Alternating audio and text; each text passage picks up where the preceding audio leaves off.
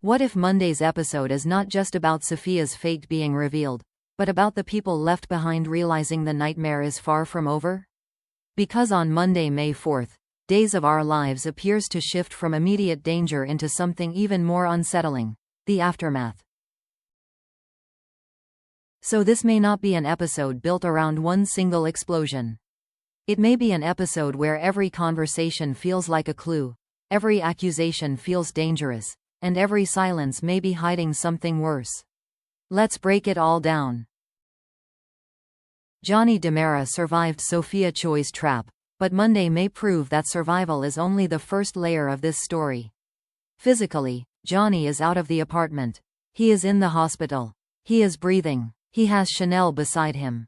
But emotionally, he may still be trapped in those final moments: the fear, the confusion, the realization that someone had planned for him not to walk away. That is why Chanel's role becomes so important. She is not just comforting Johnny as a wife. She is trying to become his safe place after a terrifying experience. Her presence may help him feel that the danger is over, even if his mind has not fully accepted it yet. Johnny may try to act strong, but a near-death experience can leave wounds that no doctor can treat in one hospital visit.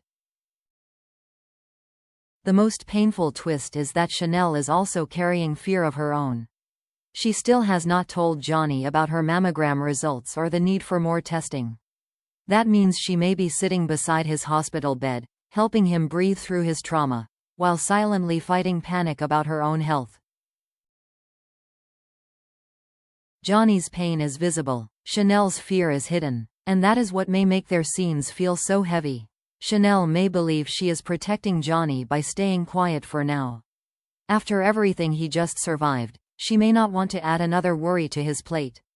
But in Salem, silence often starts as love and slowly becomes pressure.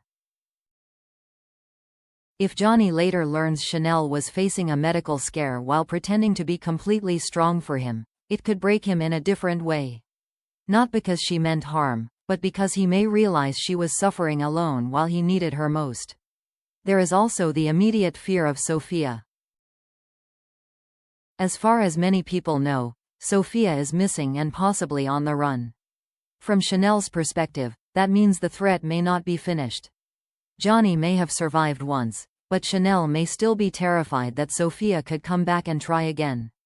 So this hospital scene may look tender on the surface, but underneath it, there are three different storms: Johnny's trauma, Chanel's secret, and the terrifying question of whether the danger is truly over. While Johnny and Chanel are dealing with the emotional damage, Jada Hunter's storyline may pull the episode into darker territory. At first, the discovery near the bridge may seem to give Salem the answer it has been waiting for.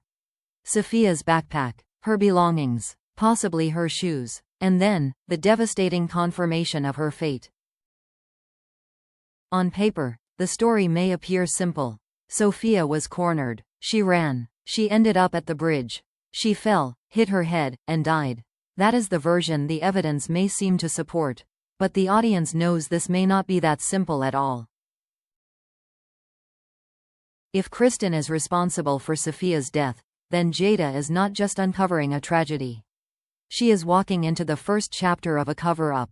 The real danger is that the scene may be staged well enough for the wrong conclusion to look obvious. Jada may have to decide whether the evidence truly fits, or whether something feels too neat. A missing girl's belongings at a bridge can suggest one story. A head wound can support another. But timing, motive, and behavior could point somewhere else entirely. That is where this storyline becomes more than just a grim discovery. Sophia has been painted as dangerous, and fairly so. She set a deadly trap for Johnny. She created fear. She pushed Salem into chaos. But once she is dead, the story changes. She is no longer just the threat. She becomes the question. Who wanted her gone? Who benefits from her silence? And who is hoping the bridge will close the case before anyone looks deeper? Amy Choi's reaction could also shift the emotional temperature of the episode. A mother losing her daughter will not be calm, rational, or easy to contain. Amy may be shattered, but grief can quickly turn into blame. She may point fingers at Johnny, Chanel, Holly, the Damaras, or anyone she believes contributed to Sophia's spiral. That blame could create another wave of conflict before the truth even begins to surface. The most chilling part is Kristen's position. She may tell herself Sophia had become too dangerous. She may even convince herself she saved lives. But if Kristen crossed the line from stopping Sophia to killing her, then she has created a crime that cannot stay buried forever. Sophia's death may look like an ending. But for Kristen, it may be the beginning of the noose tightening. After the darkness around Sophia, Leo and Javi's story brings a different kind of tension. Not danger exactly, but emotional exposure. Leo hears about the methane crisis at the apartment building, and suddenly the drama is no longer abstract. Johnny almost died. Chanel and Trey could have been caught in it. And Javi, the man Leo still clearly cares about, was directly affected after helping save Johnny. That changes everything for Leo. Because Leo can hide behind jokes. He can turn pain into sarcasm. He can make everything sound theatrical enough that people miss how deeply he feels. But fear has a way of stripping away performance. When Leo reaches out to Javi, it may not be a casual check-in. It may be an instinctive reaction from someone who realizes he came too close to losing the chance to say what still matters. Leo is not simply trying to interrupt Javi's life. He may be panicking because Javi's collapse forces him to confront the truth. He is not over him. Not completely. Maybe not even close. Of course, Javi may not welcome this with open arms. His life has moved forward, and the mystery firefighter could make Leo's timing even more complicated.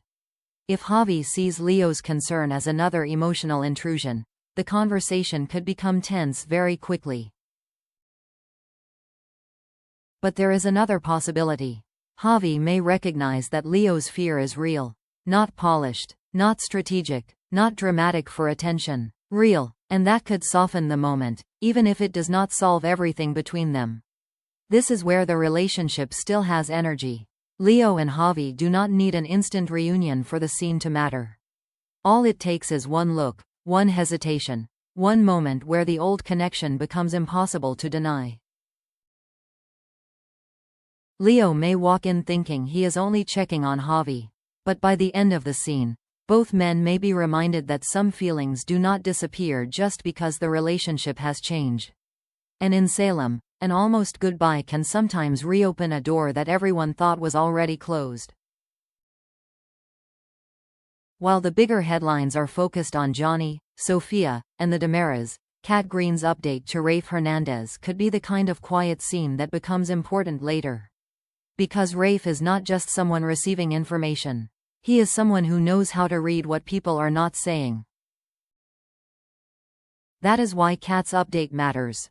The spoiler does not reveal exactly what she tells him, and that mystery creates several possibilities.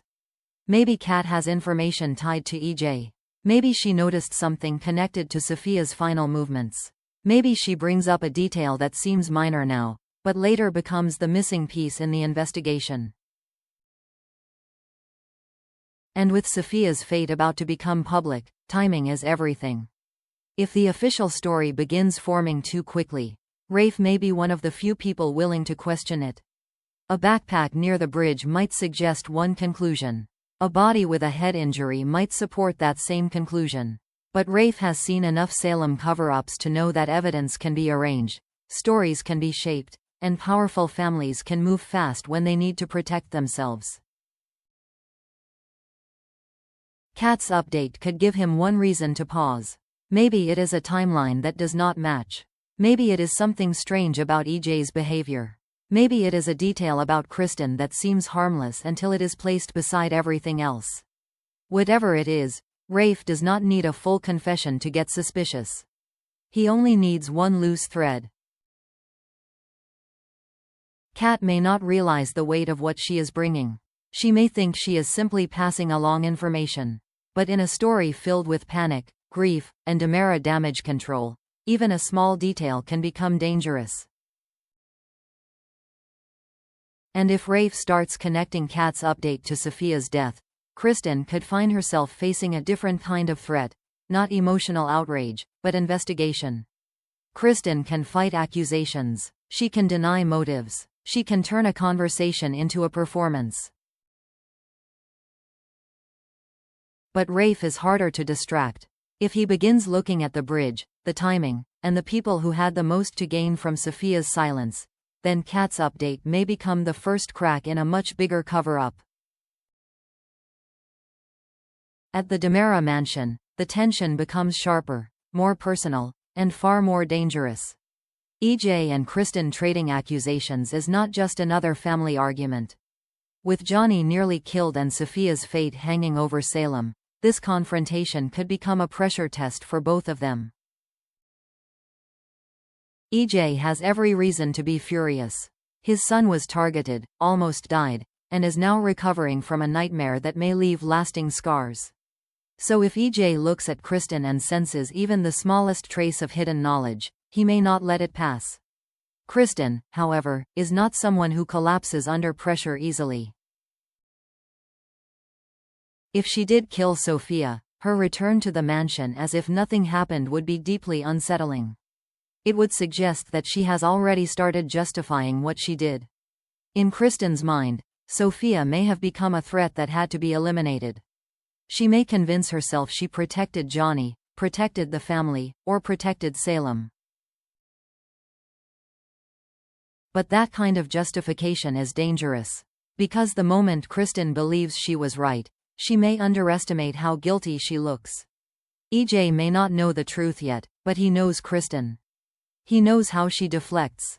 He knows how she weaponizes emotion. And he knows that when a DeMera is too calm after chaos, it usually means something is being hidden. On the surface, they are blaming each other. EJ may accuse Kristen of crossing lines. Kristen may accuse EJ of creating the conditions that allowed the disaster to happen. But underneath the shouting, there may be a much quieter battle. EJ trying to catch a slip, and Kristen trying not to reveal too much. Kristen's biggest problem may not be evidence yet. It may be control. If EJ pushes the right button, Johnny, Rachel, the family name, Sophia's final moments, Kristen could react in a way that exposes more than she intends. And EJ is exactly the kind of person who would notice. The irony is that Kristen may believe she removed the immediate threat by silencing Sophia. But if Sophia's death pulls EJ's attention directly toward her, then Kristen has not ended the danger. She has moved it into her own house. By the end of this confrontation, the mansion may not have answers yet. But it may have suspicion. And in a DeMera war, suspicion is usually the first weapon drawn. So Monday's episode may be all about aftermath, but not the quiet kind. Johnny is alive, yet deeply shaken. Chanel is strong for him, even while hiding her own fear. Jada's discovery may bring Sophia's story to a tragic end on paper, but the truth behind that ending could be much darker. Leo may use panic as a doorway back toward Javi. Kat may give Rafe the clue that starts a bigger investigation. And EJ versus Kristen could become the confrontation that cracks the entire cover-up wide open. The biggest question now is this: will Salem accept Sophia's death as a tragedy? Or will someone realize it was actually a crime? And if Kristen really believes she can walk away from this untouched, she may be making the most dangerous mistake of all. What storyline are you most excited to see on Monday? Johnny and Chanel's emotional hospital scenes, Jada's grim discovery, Leo and Javi's possible reconnection, or EJ and Kristen's explosive showdown? Let me know your thoughts in the comments, and don't forget to like, subscribe, and turn on notifications so you don't miss the next days of our lives update.